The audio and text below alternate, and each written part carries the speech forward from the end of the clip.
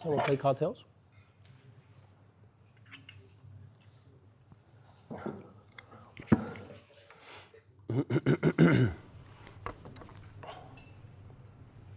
Oh, is it the wireless one? Is no good, huh? Wireless is gonna stick in ears. Hare Krishna. Okay, that's okay. That's all right.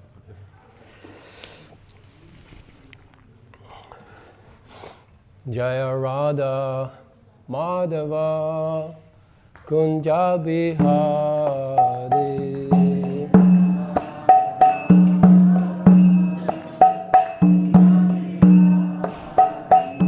Jaya Radha Madhava Kunja Bihari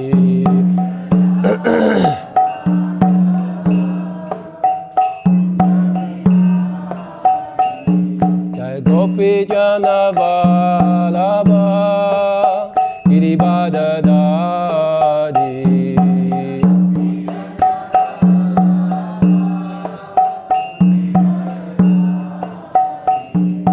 Gopi Jana Vallabha Girivada Dadi.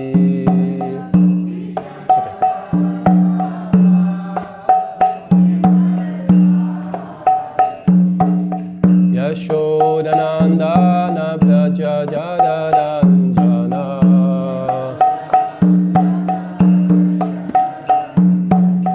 Yashodanandana Braja Jadaranjana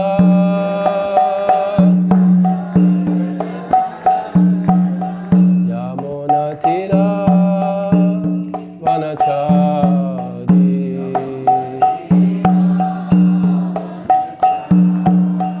Yamuna Tira Vanachari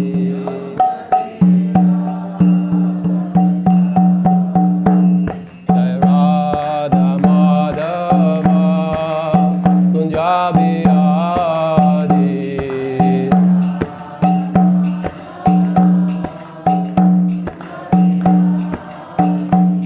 Jai Radha Madhava Kunja Bihari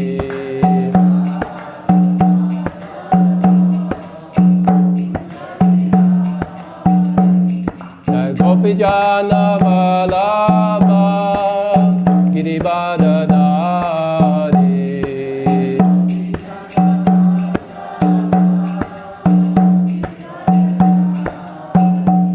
Hare Krishna Hare Krishna Krishna Krishna Hare Hare Hare Rama Hare Rama Rama Rama Hare Hare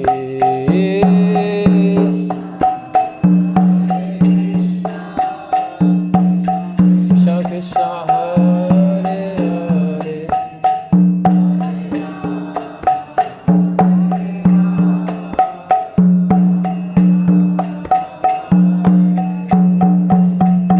Jaya Gauranitai, Gauranitai, Gauranitai, Jaya Gauranitai.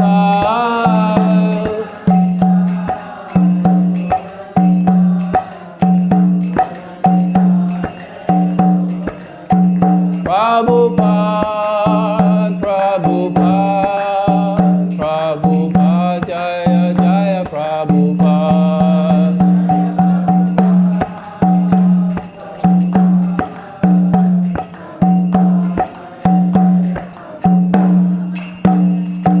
Jai Srila Prabhupada ki jai. Thank you. Hare Krishna.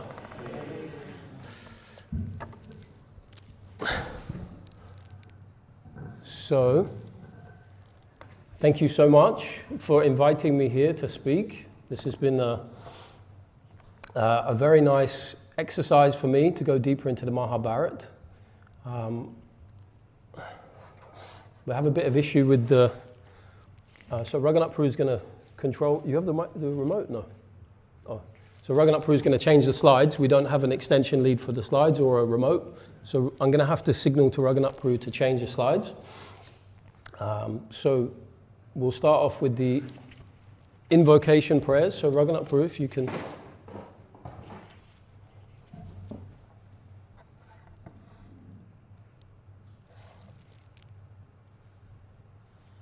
Can you change the slide? No. So this could be interesting.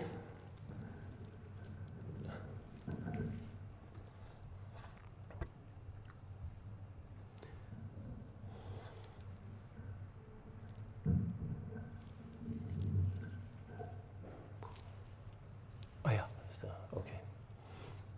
So if we can all chant together. Narayanam namaskritya naram cheva narottamam devim saraswatim vyasam tato jayam udirayet. Namo om Vishnu padaya Krishna pristaya bhutale Shrimati Bhaktivedanta Swami Niti Namine Jai Shri Krishna Chaitanya Prabhu Nityananda Shri Advaita Gadada Shiva Sari Gaura Bhaktarinda Hare Krishna, Krishna Krishna, Hare Hare, Hare Rama, Rama Rama, Hare Hare, Hare Krishna. So yeah, again, thank you so much for inviting me. I'm really, really happy to be here, and this has been like I said, a really, really nice exercise to really have the pressure of speaking about the Mahabharata or speaking in general. But this is, could you turn the mic down just a little bit, please? So this is a good opportunity to go deeper into the Mahabharata. It's something that I've never really gone too deeply into. So devotees here, most Indian background devotees have gone deeper into the Mahabharata. They know as when they're growing up, as a story you're told as children. But I first found out about the Mahabharata in 2014. So since then. But it's very nice to go into, and this, if you can change the slide. And again, so there's 5 topics, and the first one is, as you can see, Mahabharata, is it even real? So this is something that for devotees here, I guess it's something you grow up with knowing as being real. This is a historical event that happened. So I went in deep. And there's much evidence there now in modern days. So we're going to go through and prove systematically that this is historical event that happened. So we've got a little video that I'm going to play. Maybe we should just do all 5. So could you just click the next one? So the position of the Mahabharata in the Vedas. Yeah, I'll just turn around. So where the Mahabharata sits within the Vedas, why it's so important. The next one, please. So the 3 levels of understanding the Mahabharata. So, like anything, we know in Krishna consciousness, it's not just black and white. You don't just hear something and say, okay, that's it. There's different levels of understanding. So we'll go a little bit into that. If you can do the next one, please. So number 18 is interesting. I never really thought about it, but it's very significant, actually. That's numerology in the Vedas is very important. Astrology, numerology. So number 18 plays a big part. There's many things we're going to go into there. And the next one, please. So the authority and importance of the Mahabharata. So this is the last section. We're going to try and cover all 3, but if we don't, it's not a problem. Like Raghunath Prabhu said at the beginning, the Mahabharata is so big. It's such an epic. It really is important to go into the Mahabharata. And within the Mahabharata, it's a Bhagavad Gita. We'll get into that. And I'm not sure what the next slide is. Have a look. Okay, so the next slide is a movie, but we won't do that yet. Oh, where's it gone? Yeah, just leave it like that. And then the next one is the movie. So we're going to go start off. So first of all, put your hands up if you think the Mahabharata is real or it's just stories that your grandparents told. So put your hands up. Be honest. Mahabharata is real? So the room was a little bit half and half. So there's lots of evidences here. It's really important because coming from the West, when we hear these things, these pastimes and stories, you think, well, it's just so incredible that how can it be true? So there's actually a lot of evidence there. A lot of archaeologists and scientists have gone and proven that the Mahabharata is real. So obviously everyone used to watch it on TV. So for us in the West, it's kind of just stories. We need proof, and I'll explain in detail. So the places, actually, starting off with the Mahabharata, the places are actually still existing. They're still real. So like that, you know, when you hear a story or a pastime from the Vedas, you want to say, is there evidence? Where's the evidence? Like, for example, Lanka, this bridge across the Lanka. In the last, I guess, 10 years, they actually took satellite images of this bridge across the Lanka. They analyzed the stones that are in the water just recently. And they proved that these stones came from far inland, and this bridge stretched all the way across. So the evidence is actually there. So for the same in the Mahabharata, so places from the Mahabharata, like Badrinath Ashram in the Himalayas.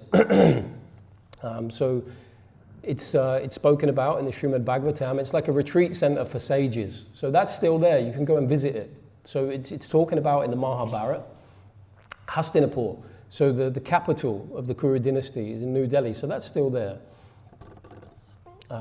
So the places, Kurukshetra in the Bhagavad Gita, that's still there. There's even the tree which the Bhagavad Gita was spoken under. Please forgive me, I've had a bit of a cold, so I'm going to be... Dwarka. So there it's... this is important. So we have a short video. So Dwarka, this is connected to the Mahabharata directly. There's other cities, many other cities, but Dwarka is the most important. So it's there in Gujarat. So recently, I say recently, maybe in the last 20, 30 years, there was some archaeologists that went there and they found a lot of evidence for Dwarka under the ocean. So again, this is, you know, scientific proof. It's there. It's still there.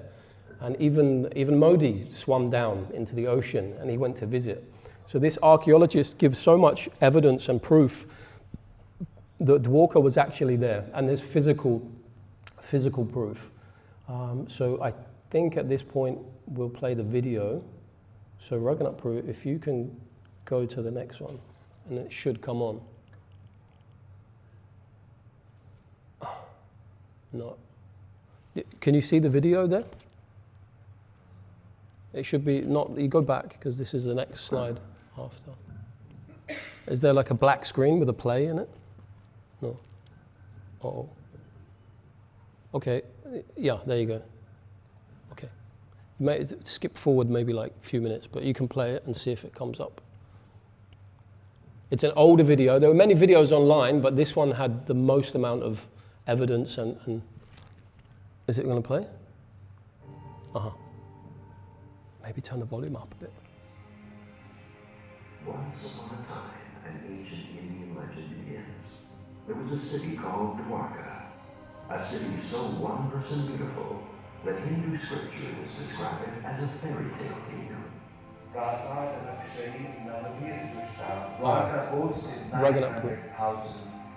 Raghunath Prabhu.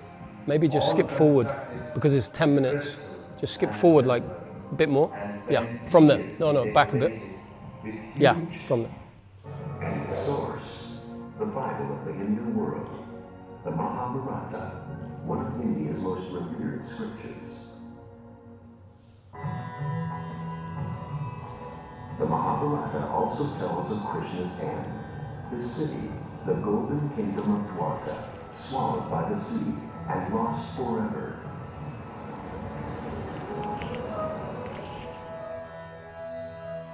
Until now. Excavation off the west coast of India have led to what may be one of India's most amazing discoveries, as significant to the Hindus as finding Noah's Ark might be to the Christian world. Could the fictional account of Krishna's life be a record of actual events? And could these incredible underwater remains be what is left of the mythical kingdom of Dwarka? Find out when Mysteries of Modern Asia returns.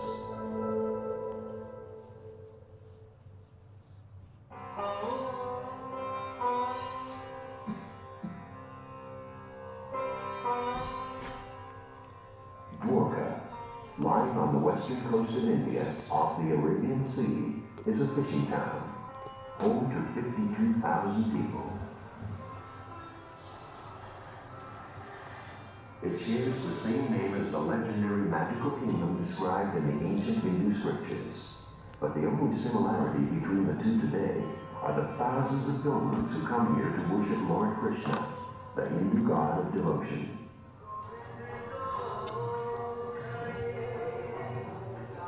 The tales of Krishna and his lost city were long thought to be a mythical legend, but a recent archaeological discovery may prove that Krishna's Dwarka actually lies beneath these very streets. I took up the challenge to find out if really Dwarka existed. Dr. S.R. Rao is one of India's most preeminent archaeologists. 20 years ago, he was called to the town of Dwarka to excavate this temple. We came to remove a modern building which existed here because that was obstructing the view of the temple. During what he thought would be a simple excavation, he came upon an amazing discovery. An ancient temple lying intact, just beneath the first one. Then we started digging further deeper, not to know if there are earlier temples. What he found was layer upon layer of temples, built one on top of the next. 3 millennia of history in just 100 feet of soil. But it was beneath the last temple that Rao came across an amazing find that would change his life forever. Shells, pottery shards, and iron artifacts. What appeared to be the remains of a city washed over by the sea. Rao immediately thought of the stories from his childhood. Could these be the remains of the lost city of Dwarka? The answers, Rao believed, lay in the pages of the ancient Hindu scriptures of the Mahabharata. Krishna's Dwarka is only one story in this legendary Hindu epic. Written in the ancient language of Sanskrit, the Mahabharata How much is is left? the longest poem in the world, Rug it up. and to Hindus How much is as left? sacred as the Christian Holy Bible. Okay. The story of Krishna ends with his kingdom, the city of Dwarka, sinking into the ocean. So, Rao headed for the sea.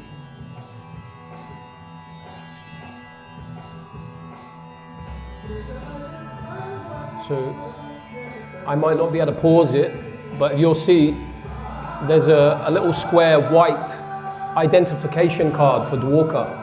So it's there in the history that when they enter Dwarka, they have to prove their identity, that they belong to Dwarka. So he actually found it. You look, maybe if you can pause it in time, keep going, but video's not so clear also. Rao began randomly searching areas close to the coast of modern-day Dwarka. At first, it proved harder than he had envisioned.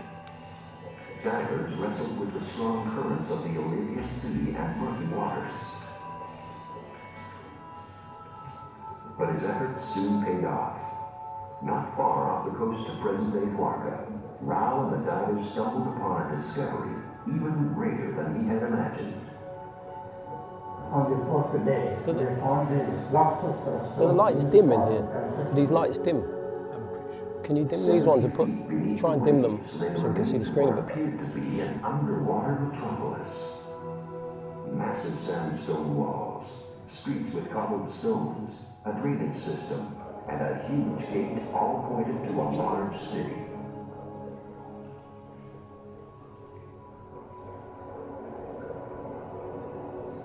Thousands of three-holed anchors, identical to those found in Cyprus and Syria from the same time period, implied a bustling port.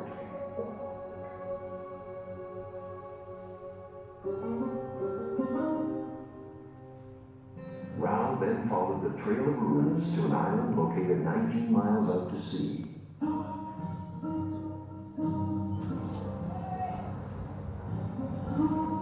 Better late than never, right? If we can set it up, it'd be good.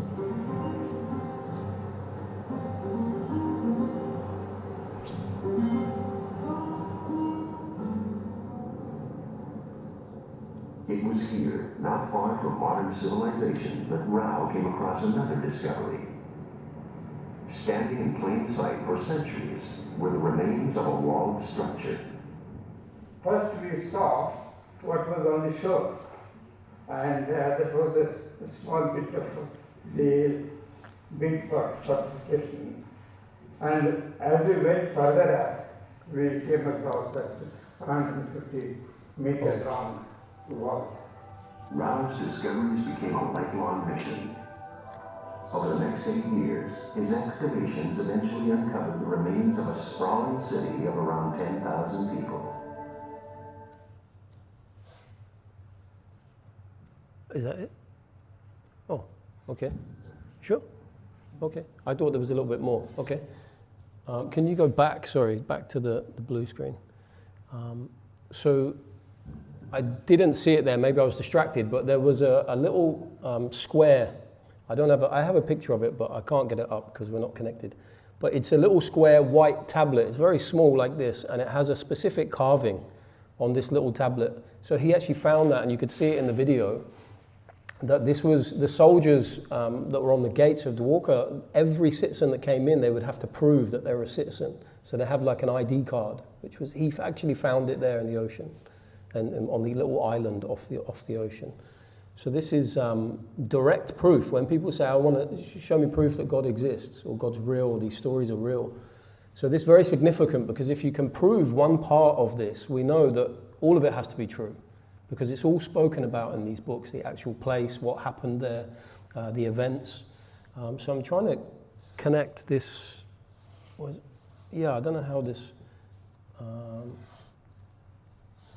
we're trying to connect up. Cannot be identified. Okay. Okay, so Raghunath's going to carry on. We do have a little pointer, but it's not working. So here's 5 points. So these 5 points, we're going to go through very quickly. Not much time, so we're going to try and fly through this now. So the Vedic culture was all over the world. So the Pandus. So this is, I have to keep looking here and there. So the historical place, ashram, so we've covered that. All the characters of the Mahabharata are real. Modern scientists have proved that Sri Krishna existed 5,000 years ago. Because if you can prove Dwarka exists, then it must be real. Now the next is, I've got here, so Purana means old. But before that, just quickly, there are temples found all over the world. So we have, even in Afghanistan, Angkor Wat Temple in Cambodia, Bangladesh, Pakistan. So the Bharat was all of the world. So the proof is still there. You know, even I remember when I first joined, I heard a story of His Holiness Shivaram Swami. He was in London, he was a temple president in Soho Street, and they were digging in the road really deep outside the temple. And some of the workers, they were digging there, and it was very, very deep. It was one of these deep pits. And they came across a little statue of Krishna, a deity. And the worker found it, and he knew about the Hare Krishnas. He knew the temple was just there. So he took it into the temple. He said, look, we've just found this hundreds of meters down. Like we were digging a borehole, and somehow we just found this. So this is hundreds and hundreds of years back. There was even deities of Krishna there in England. So obviously Angkor Wat is a temple complex in Cambodia. Has everybody heard about Angkor Wat? Yeah. This is the biggest discovery. That's okay. She definitely has. You've been there? Okay. Yeah, I was lucky enough to live in South India for some time, and the temple president visited Angkor Wat, Cambodia. And he came back with lots of designs and pictures, and he incorporated that into the temple there in South India. So Angkor Wat is it's one of the most significant finds in modern history. Millions of people used to live there, and it was covered over by the jungle for thousands of years. So in the last 10 years, less than 10 years, they found this Angkor Wat. So this was a Vishnu temple. This was a Vedic culture in Cambodia. So the size of this place is incredible, 160 hectares. So just think of that, thousands of years ago, 160 hectares. That's 400 football pitches. A complex full of temples and structures. Very incredible. One of the really incredible parts, there was a river that fed. You've probably seen this, but the river that fed, they stopped the river and they carved Shiva lingams into the rock bed of the river, and then they let the river go again, and it washed over all the Shiva lingams. So all of the water that was coming in was Maha water, Abhishek the Shiva lingams. It's incredible. So Russia, there was temples, and there's lots of history in Russia. Turkey, there's a temple there called Göbekli Tepe. So this is actually probably even more significant than Angkor Wat's. It's the oldest structures they found on Earth. So this is also Vedic culture. In Japan, there's Vedic culture there in Japan. So it's all over the world, but obviously it's shrunk now and barely hanging on in India because the kings have lost their Vedic culture. So this Vedic culture was Bharata. Bharata, the name of the king, obviously, but the word Bharata, so Bhara means light, so light of knowledge, and Rata, obviously we know Rata means a vow. So this Bharata, this is like the meaning, so the ones of the land who engage in spiritual advancement. So this was the name of the kingdom, because it's like we see with Krishna. Krishna has a name to kind of explain his actions, what he does. So same with Bharata. So everybody engaged in spiritual purification and enlightenment. So Mahabharata, so this is the history of the land. So Mahabharata, so this is where the story of the Mahabharata comes in. Mahabharata speaks of good and evil, Dharma and Adharma, and how the Pandavas re-established Dharma. So this, Jai Gauranitai.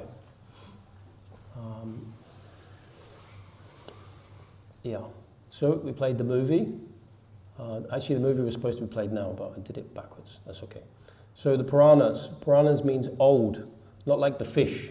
So Puranas, it means the old history, not only of the world, but of the universe. So the Puranas don't talk about just what happened here on Earth. So there are, in school we learned about World War I, World War II, maybe the Vikings, different things like that. But the Puranas, they speak about the history of the universe, not just this world. Dates, events, some very interesting things when I looked into this. Talks about Indra, Brahma. They speak of the demigods, so the great demigods in like different dimensions. So this is what the Purana covers. So we don't see them, but they can see us. So Puranas is the history of the universe, cosmology, all of these things are in the Puranas. So millions and trillions of years, even. For example, you have Lord Brahma. So, it was interesting to me, so I went into it. So, who knows how long one yuga is? How many years is one yuga? Anyone? Any ideas, Mataji? A rough guess. Few years, 1,000 years, million years. So one yuga is 432,000 Earth years. So this is Kali Yuga. Actually, there's different. So Satya Yuga, Treta Yuga, Dwapara Yuga, Kali Yuga. They're different times. So Satya Yuga is a more expansive time. So the Puranas goes in and explains in a lot of detail. So total, I'm skipping over a few things because we don't have much time now, half an hour. It calculates all of these, which is very interesting because it's very systematic and it explains in detail. So all of these yugas combined, we have 4 yugas. So all of these yugas combined is 4,320,000 years. So, and then it explains kalpa. So it's a day of Brahma. So one day of Brahma consists of 1,000 cycles of 4 yugas. So you imagine the Puranas is not just telling about what happened 50, 100 years ago. It's actually explaining a day of Brahma. So this is incredible. To me, this is really incredible. So actually, the day of Brahma is calculated as 311 trillion and 400 million Earth years. So this is what the Puranas speak about. So this is explained within the Mahabharata, within the Puranas. So Puranas speaks of not just Earth, but other planets. So then we have the itihasas, so the account of former events. So where are we? Yeah, that which happened. So Puranas means old, and then the itihasas is a traditional account of former events. So the Mahabharata actually falls within the itihasas. Ramayana also, it's actually separate from the Puranas, but complementary to the Puranas. So it's more of the storytelling. So the itihasas is more of the storytelling.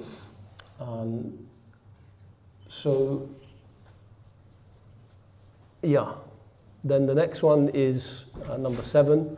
It's difficult for me to keep turning. I would have had 2 laptops and had it up here, but anyway, the Mahabharata is put into mythology. So this is what I asked at the beginning, who thinks it's real? This is very important. So it's actually put into mythology. And why is it put into mythology? So this is a modern concept, and I'll go into that just a little bit here. So the Mahabharata is put into mythology.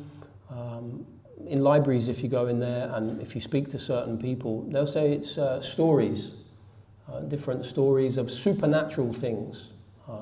So Hindu mythology. Actually, it's a science, you know, it's, I'll go into this. So I'm skipping things. So we speak about the Aryan race. It's a 19th century philosophy. So there's one particular person called Max Muller. So there he is. He spoke about the Aryan race. So this philosophy came in the 19th century. So this is actually where things changed. So previously to this, it's there documented in history. Previous to this event happening, it was considered real historical events. Like now we think about World War II, World War I. We know it happened. You know, we consider it as fact. But things change, of course, and this is the reason it changed here. I'll go quickly into this detail. But it was because of this Max Muller.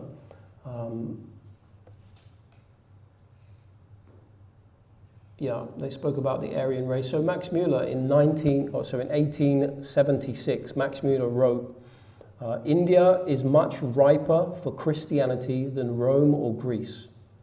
So he saw, from his understanding, this is like kind of the arrogance of the Victorian age, that everybody's inferior and they need to give Christianity back to the world. So he also wrote, the ancient religion of India is doomed.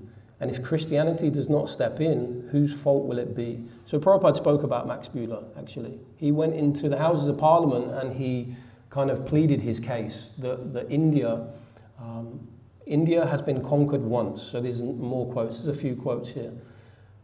India has been conquered once, but India must be conquered again. And that second conquest should be a conquest of education. So he wanted to get rid of the Gurukul system and the education system. This is all documented.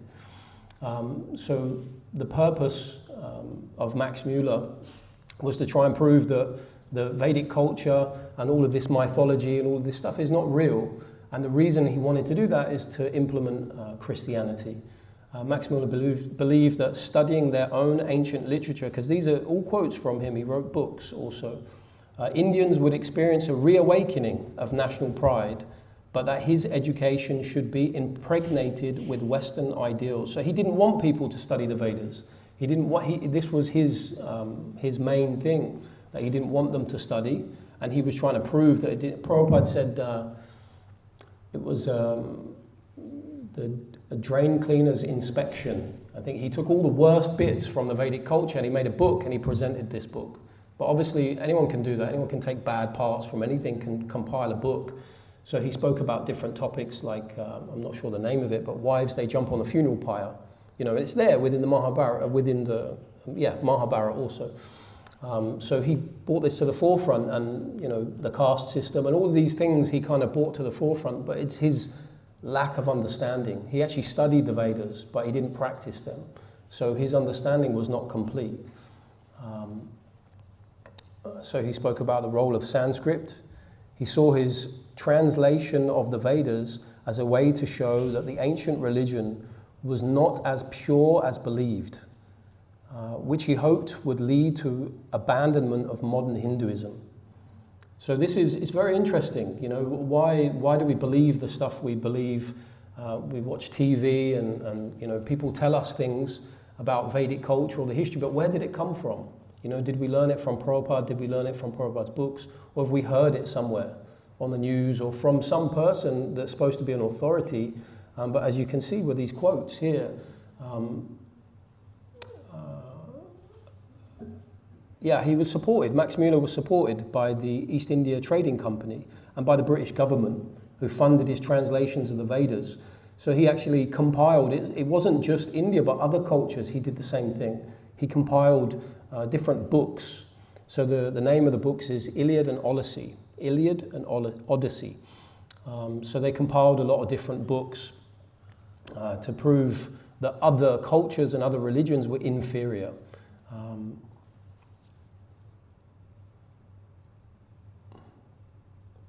Yeah, I'm just going through. So the Mahabharata is very important. The Mahabharata is important because it sets history straight. You know, we've grown up in this Western culture, most of us, and the way we're told things, like Prabhupada says, you know, is not correct. This is, you know, the correct way is to understand through the Mahabharata authority, through the Bhagavad Gita, the Srimad Bhagavatam, and Guru Sadhu Shastra. So this is very important. So I think we can skip over to the next one, number 2. So let's see, go to the next one. That's the video, you can skip that. So next, position of the Mahabharata. So yeah, if you can click again, please, and again. So this is from the Srimad Bhagavatam, 1.4.25. So this is explaining how the Mahabharata came about. So out of compassion. So Vedavyas, he wrote this out of compassion.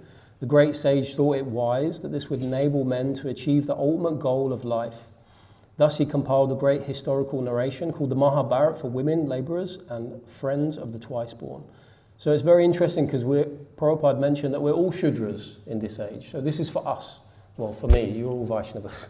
This is for me. In this age of Kali Yuga, this Mahabharata is for us. You know, within the Mahabharata, we have the Bhagavad Gita, and where the Mahabharata ends, the Srimad Bhagavatam starts. So this is very important to set the scene. So the position of the Mahabharata in the Vedas, where it is and the importance. So here, I'm going to go back over to notes.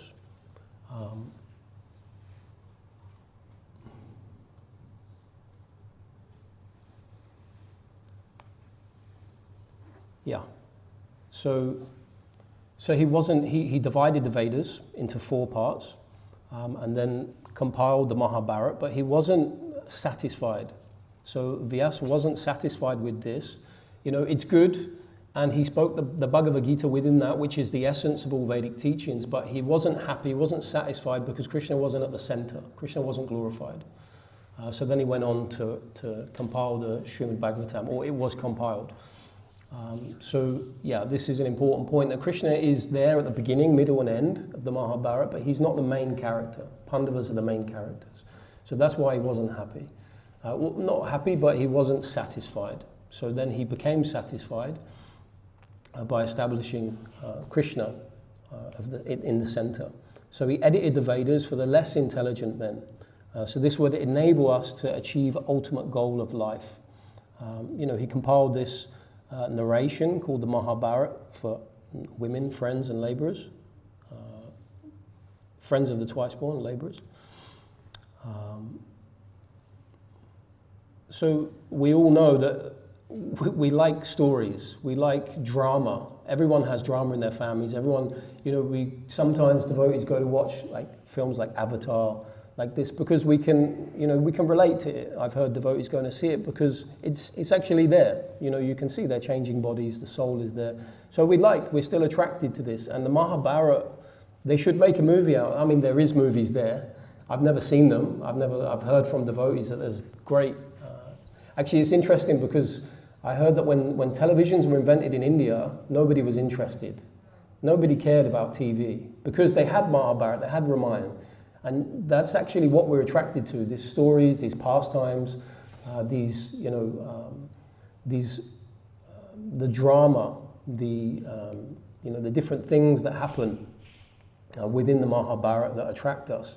So, double crossing and the murders and the wars and the attacks and the fighting and the happiness and the marriage and all these things, it's interesting for us. We're captivated by this. So when television was invented in India, nobody wanted it. But actually then they made the Mahabharata on TV. So everybody used to come and, I heard, I was never involved, but everybody used to sit around one TV in their family's house or friend's house. I heard this even when I was living in India. So then what happened is everybody started buying TVs, but then slowly, they started to play other things on TV, so other movies and different things. So then eventually Mahabharata was put to one side and everybody watched TV. So Bhagavad Gita is woven into the plot. So maybe if you go to the next slide, it might be, yeah. So the position of Mahabharata, out of his compassion. Bhagavad Gita is woven in. Are you on the second one, please? Next one, yeah. So the Bhagavad Gita is woven into the plot of the Mahabharata. That's the idea. So I remember when I was young, never wanted to take medicine, never wanted to, So sometimes my mum would put it in food. Obviously, we also used to do it to dogs. My grandfather had dogs, and they never used to take medicine. For some reason, they could always sense when it was a tablet or something you give to the dog. So you put it in a little treat. You wrap it up in the treat and you give it to the dog like that. So actually, my granddad used to force the medicine down. I remember. So we package it up. It's packaged up within the Mahabharata. And it's there because we're attracted to the stories, and then within that story, then we get the medicine of the Bhagavad Gita. So the Bhagavad Gita is the big story is the Mahabharata, and within that is the Bhagavad Gita. So the Bhagavad Gita, the Mahabharata is massive. So there are 100,000 shlokas in the Mahabharata. So it's the biggest thing. It's like Lord of the Rings times 1,000. If you think of Lord of the Rings, I remember when I was younger, it first came out and it was like 3 hours. It was like the first movie ever that was 3 hours.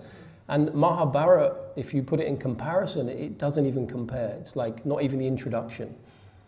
So yeah, this introduction here, I could speak for 3 hours just on what I did, but I'm cutting loads of things out and trying to bring it down. So the Ramayana is also pretty long, but it's only 24,000 slokas. And then the Srimad Bhagavatam is 18,000 slokas. So the Mahabharata is all attracting everybody because of these stories and pastimes. And then, within that, then we have these smaller and smaller texts. So I spoke a little bit about the Iliad and the Odyssey. Maybe it's the next one, is it? Yes. So this is important actually because in modern history, these books are considered like the biggest epics because the Mahabharata is considered mythology. Iliad and Odyssey is considered factual. So it's only 800 pages. So it's such a small works. So Mahabharata is 7 to 8 times bigger. So there was a German writer that compiled these books.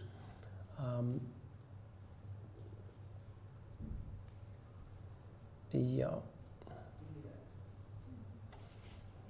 Okay. We'll go to the next one. Shruti and Smriti. So this is very important. So again, this is the position of the Mahabharata within the Vedas. Hare Krishna. My pronunciation might be wrong. Yeah. You know what I'm talking about though, yeah? Iliad. Okay, thank you for that. Thanks for so Shruti and Smriti. So Shruti means hearing. So this divine revelation. So it's transmitted. So we hear from Guru, we learn and we speak. So the 4 Vedas.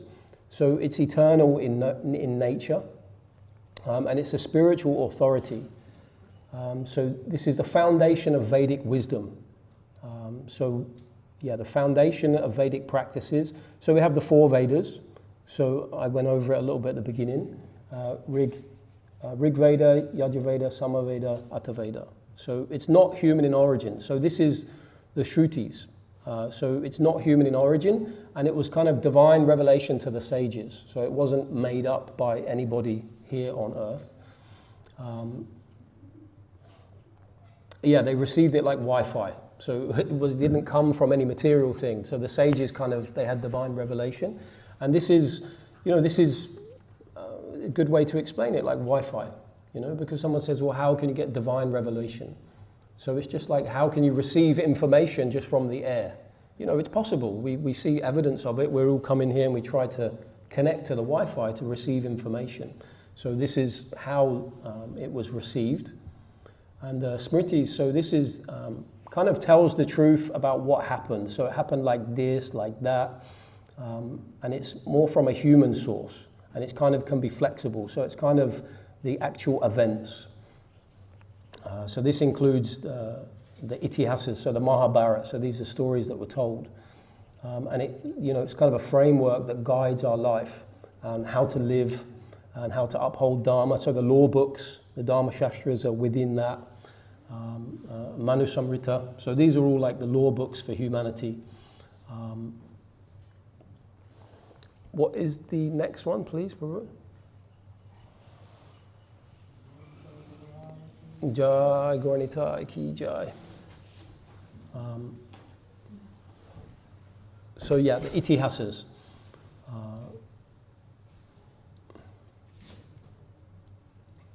Just trying to skip. So, actual sequence of events that happen. So there's no analysis. That's very purifying. Very purifying. We just read. So I might just skip some of this. Let's see. Yeah, let's skip to number 18. Can you just click forward and see? Keep going. So these, keep going. So this is good. You can have a look here. So it's very nicely mapped out. I won't get into it. So we want to go to the next one, to 18, please. Did I skip over that? Yeah, let's skip over that. Keep going. Yeah, so number 18 is interesting. So if you can do the first one, just push. So the Gita has 18 chapters. Next one. 18 parvas. So I don't have time now, but it's like it could be a whole another thing to get into these parvas. So these are different sections of the Mahabharata. And I did actually go into them in like not great detail, but it's all there covered. So these parvas are just different sections, different moods, and within that there are many chapters. It's very interesting. This is the first time I've really gone into the Mahabharata like this. Let's go to the next one. So Akshahini, so this is different. There's 18 Akshahini. So within I've actually got the amount of soldiers. So this is different. Different groups or sections of the army. So an Akshahini, I've actually got it here somewhere. It's interesting. So 11 Pandavas. I think it's 4 million soldiers. No, that's total. And what's the next one? The last one. And again. Yeah, so 18 days of the battle. So I won't go into the parvas, but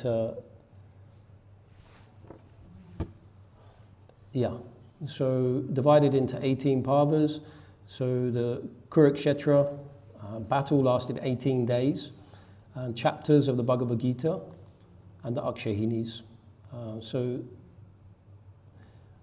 I think, should I keep going, or do we have, because it's 1:15, isn't it? Or 1/2 past? 1/2 past, yeah? Okay, keep going. So actually I wanted to go into these parvas, so we can go quickly to the next one, please. Keep going. Yeah, so these parvas, so 18 in total. Okay, so I'll just do them by number. So the first one, so is the start, the beginning. So this is very important. So it sets the scene of the Mahabharata. And this is where lots of people take birth. And this is actually, it shouldn't be something that's skipped over. Sometimes in Bhagavad Gita, so we skip over the first chapter, just start on the second one. But actually, it's very important. When I started to get into this, I found it very, very interesting when I first heard the Mahabharata and read the Mahabharata, how it sets the scene, and it kind of sets the mood for the rest of the Mahabharata. So it's very important. So it sets the scene, lots of people take birth. So Pandu actually, the father of the Pandavas, he dies, and it's explained there.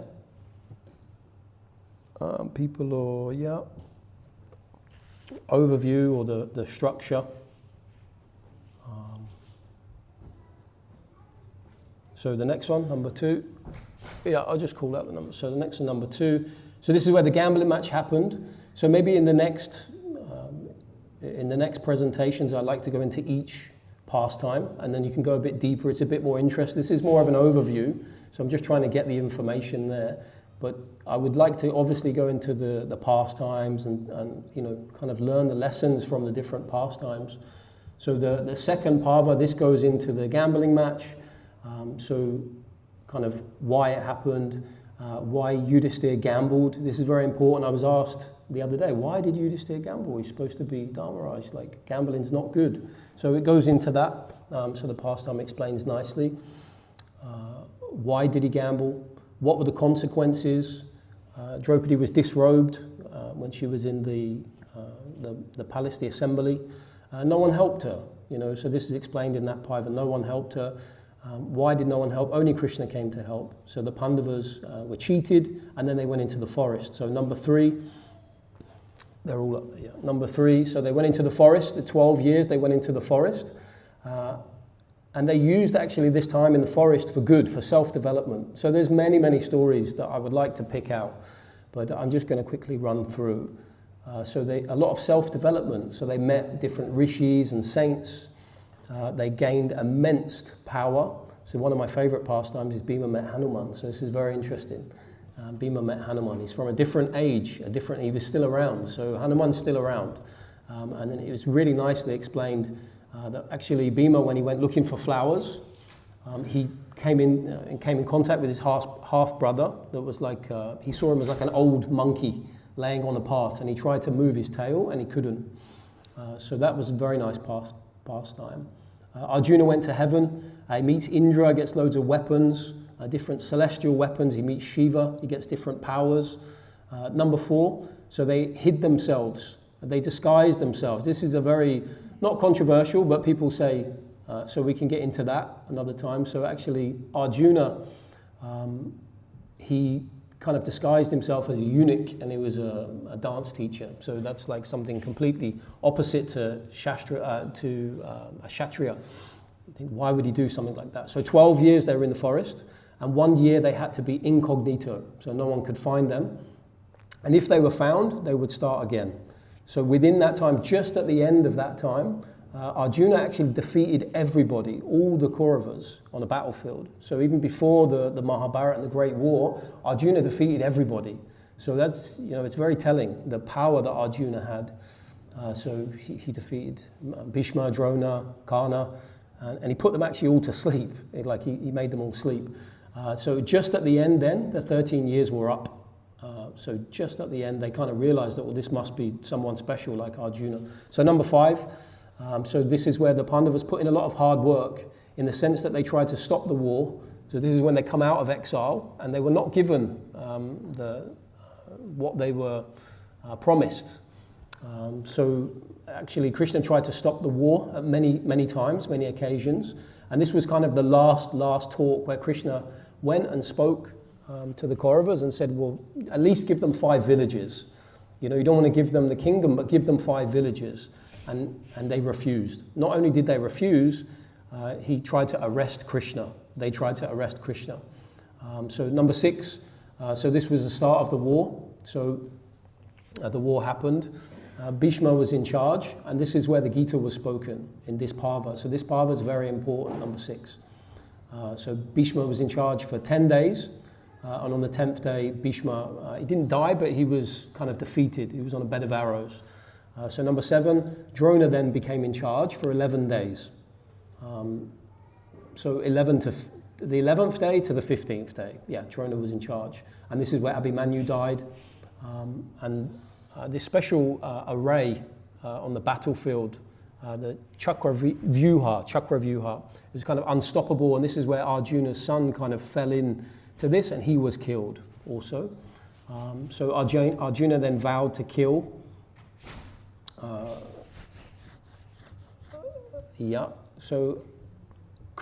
he vowed to kill, and then Krishna actually stopped the sun, so that because it wasn't the end of the day, so it was getting towards the end of the day, and Krishna stopped the sun, and then Krishna tells the Pandavas in this parva, Krishna tells the Pandavas that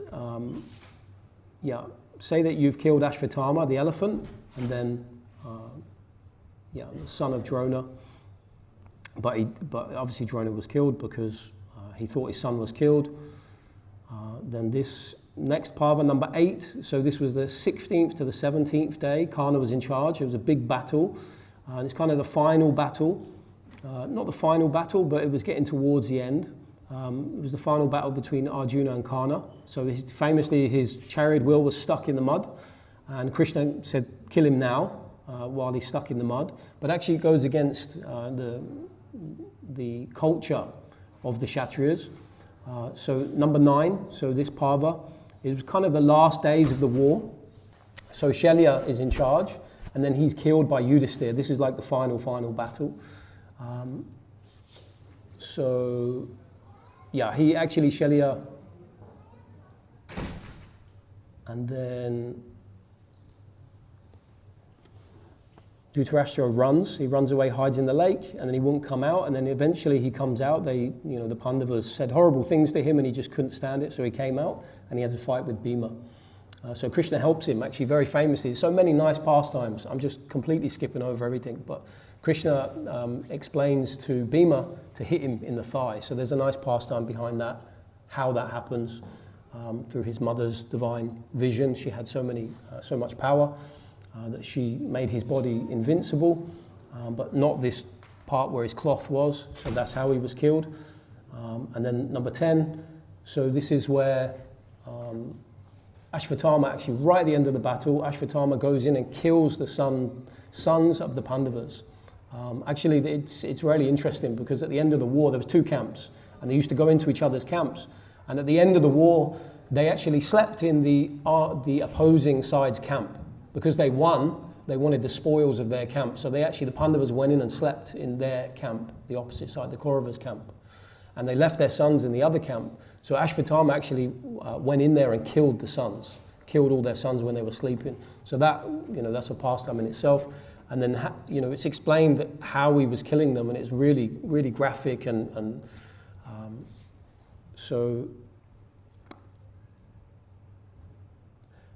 So the Pandavas, they kind of emerged victorious, but obviously their sons were killed, and 4 million people died in the battle. So it was kind of tainted with, with all this loss of life. You can imagine 4 million people dying. It's a real historical event that happened. So you can imagine World War I and II, they talk about it, how many millions of people died, but 4 million people died here. So it's incredible. And they were the warriors of society. They weren't just normal soldiers. They were all of the top soldiers in the world. And number 11. So this parva is kind of explained as Shri Prava. So this is the ladies. So they were kind of in a lot of grief, lamentation. They were mourning. So they kind of, this parva kind of speaks about that. And then actually, Dhritarashtra tries to kill Bhima in this one. I found this very interesting. So, he tried to squeeze him. He's very powerful. Dhritarashtra is very powerful, and he was kind of hugging the Pandavas at the end of the war. They were embracing each other, and Krishna knew that he would try and kill Bhima. He would squeeze him. So just at the last minute, they swapped out Bhima for an iron kind of statue of Bhima, and he squashed that. So that's explained in this parva also. Yeah. So actually, Gandhari cursed Krishna. So this is where the curse of Krishna comes in. Number 12. This is where a discourse between Bhima and Yudhisthira following the war. So this is the longest parva, number 13. So these are the final instructions by Bhima. Yudhisthira was kind of crowned king, and he was kind of in lamentation. So Bhima kind of talked him out of it, gave him a lot of information. Number 14. So this is Ashvamedha. So this is a horse sacrifice. Krishna's instructions to restore prosperity. So there was a yajna done at the beginning. Now this is at the end. There's another yajna done. Number 15. So this is the peaceful reign. So this is 15 years where the Pandavas really kind of rule wisely, and he treats Dhritarashtra actually very nicely, and he's living in the house of the Pandavas. And then actually Vidura comes, takes them away. Number 16. So detailing the destruction of the Yadu dynasty. So actually after 36 years, after the Kurukshetra war, this is when they kind of the curse kind of comes into effect, Gandhari's curse, and the Yudhisthira and the Yadus perish. So there was a war within. Famously, no one could defeat them. Only within they could be defeated. So there's a story behind that, how they were defeated. It was like some, ended up in grass. They were beating each other with sticks, and it's some special pastime behind that. And then obviously Arjuna arrives, kind of Krishna leaves, and then Arjuna arrives to save the ladies and the children, and he's unable because Krishna's not there. Krishna leaves, and he's unable because he doesn't have any power. So then he realizes, the era of Krishna is finished. So then he goes back to the Pandavas and he tells them this. This is second before last parva. So the final journey of the Pandavas, they start to leave and head to the Himalayas. After Parikshit Maharaj was placed on the throne, then they kind of headed off to the Himalayas, Mount Meru. Only Yudhisthira ended up at, he was the only one left. And famously, the famous pastime is there that the dog took shelter of Yudhisthira. So actually, he refused to go back to heaven because he had this dog. The dog was not allowed to go with him. So he chose to sacrificed his own spot in heaven rather than abandon the dog. So actually, the dog revealed himself to be Dharmaraj, Dharma, the god of justice. So number 18, Yudhisthira's final journey to heaven. So he witnesses hell and he witnesses his brothers. Yudhisthira ascends to heaven and encounters Duryodhana there, demands to join his suffering brothers in hell because his brothers were not there. So the next one I think we'll skip over. Time is there. Not there. Authority, importance of the Vedas. You can just... I went into detail. There's probably too much detail for the time that we have. But who is the author of the Veda? Divided the Vedas for us.